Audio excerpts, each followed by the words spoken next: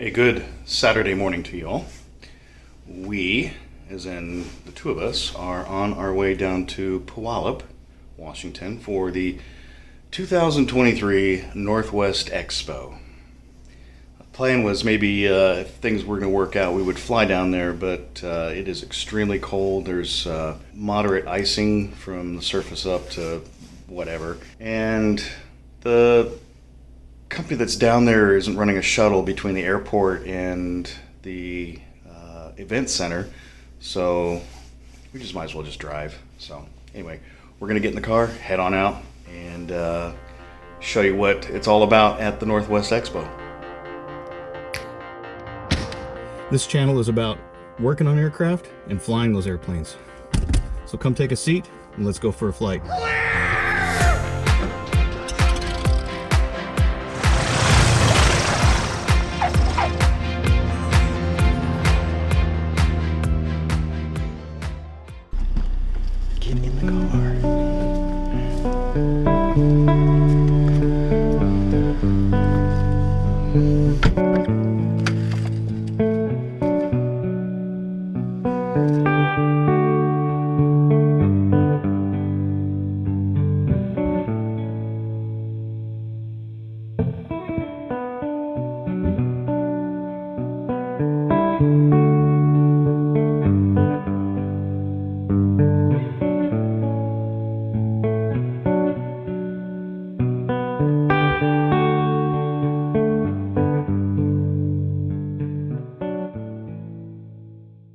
Well, we're almost here to the Expo.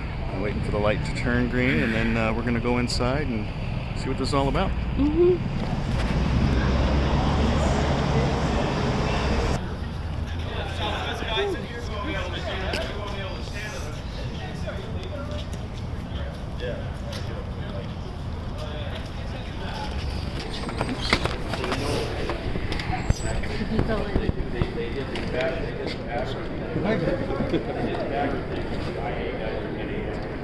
Thank you. Thanks so much. You're welcome. I guess we're okay. So as we come into the beginning of the exhibit hall, we first come to the Western Antique Aeroplane and Automobile Museum's display. This is the home of the Hood River Antique Fly-In in Hood River, Oregon. Every year they come down to display their up-and-coming exhibits and to promote their annual fly-in. This is one of my favorite local fly-ins, and I try to attend every year. So this Aviation Expo is designed to show off vendors, services, provide lectures, A&P/IA seminars to stay current, and it's really just a good time to get to see friends you haven't seen in a very long time. Like, I haven't seen my friend Evan, who runs a brokerage over in Idaho. I also got to see a good friend of mine, Billy Coburn. Haven't seen you in forever, buddy. Some of the vendors you can expect to see at this event is Aircraft Spruce and Specialty, Pacific Coast Avionics, Dynon, Garmin, and Spencer Aircraft, conveniently located at Thun Field.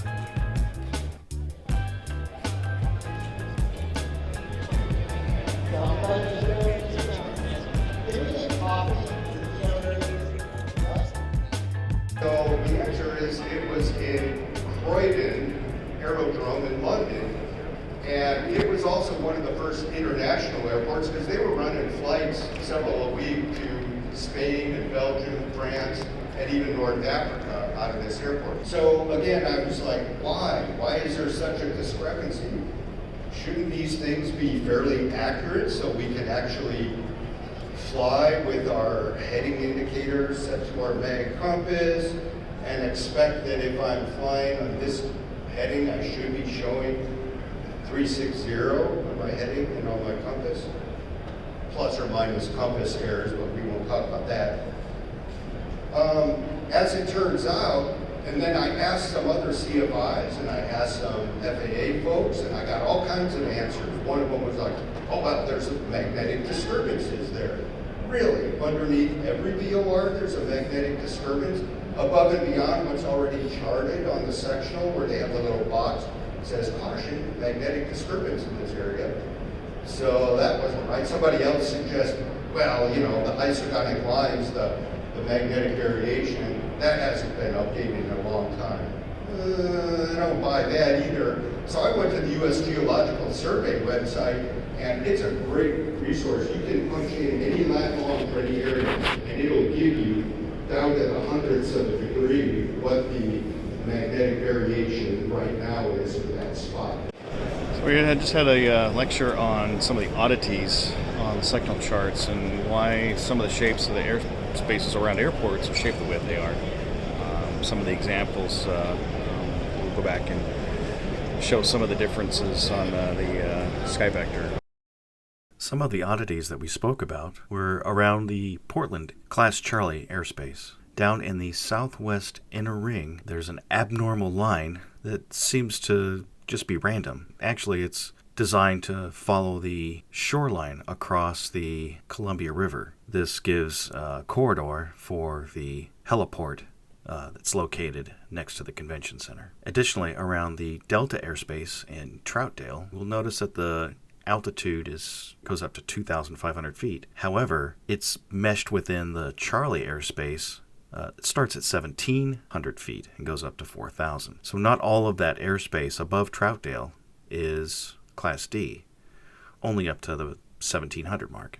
Now this is Casper, Wyoming, and it has an unusual shape. You'll notice there is a 7-mile radius, about 90 degrees, in the southwest sector. And this is actually designed because of relative winds. When airplanes are traveling towards the airport from this area, they have a tailwind, and which means that the airplane is going to arrive at the airport that much sooner. This extra 2 miles gives approximately a 5-minute window to give controllers a more predictable arrival time. We're going to head off back in the classrooms for some upset recovery.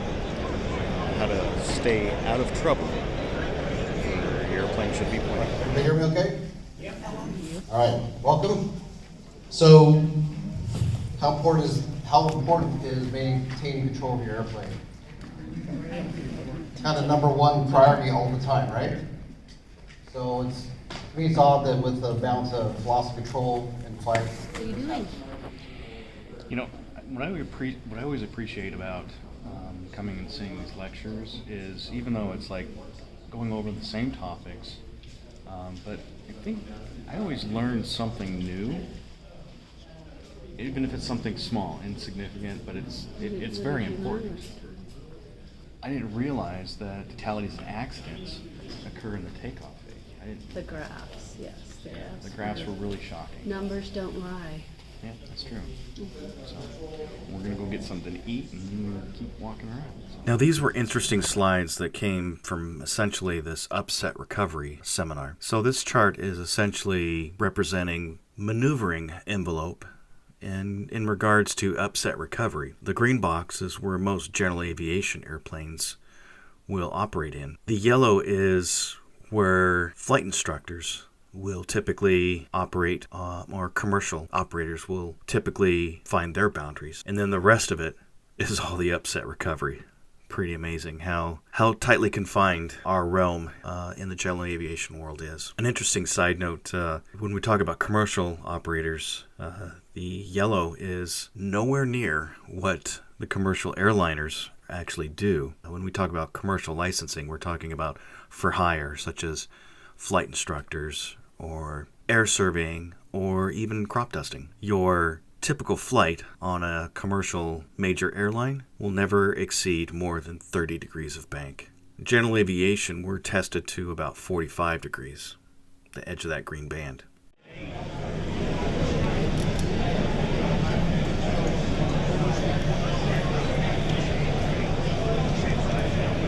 One of my favorite surprises was running into Tom from Ginger the Plane. Some of the static displays you could have seen here were from Teen Flight out of Puyallup and some helicopters. run by Cascade Helicopter Services.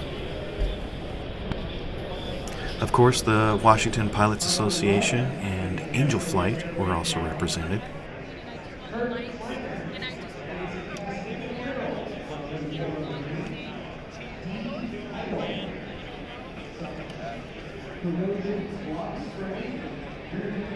Some representatives from local airports were also in attendance, from Auburn, Harvey Field, and Bremerton, to name a couple. Another curious display was this Airstream-looking trailer called a Bolus.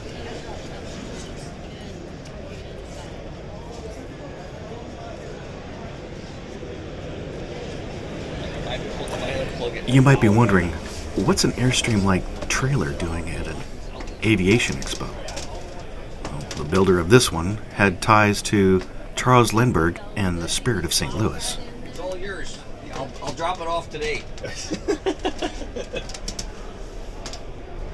Have you ever seen a Bolus? I have not. No. Explain it again. I'll try it again. This is a Bolus trailer. Okay. It's a precursor to the Airstream, and Holly Bolus worked with Charles Lindbergh on the Spirit of St. Louis. Wow. And then he started to make these trailers. He also made some other things, airline quality, and now this style has been around since the 30s. Nice. Very nice. This is a disclaimer. This is more of an overview on Pacific Northwest Mountain Flight. It's not intended to be a full mountain flying ground school course. For those that want to get that, I'm a Safety Motion Flight Center, but any other flight schools typically can do that.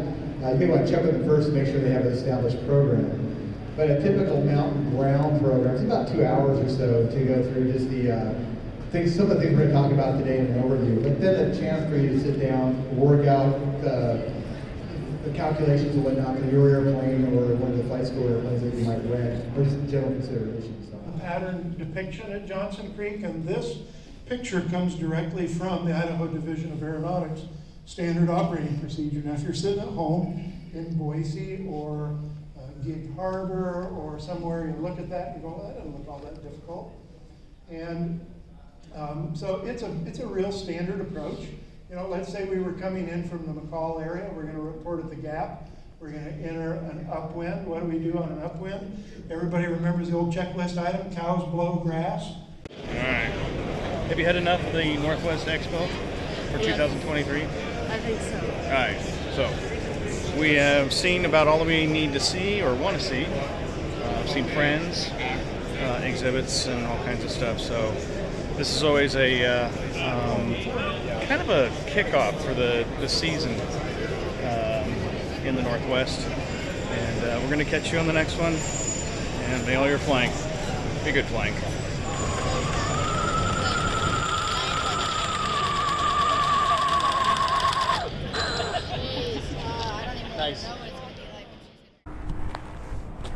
Now, I'm not some rich and famous YouTuber asking you to like and subscribe to this channel.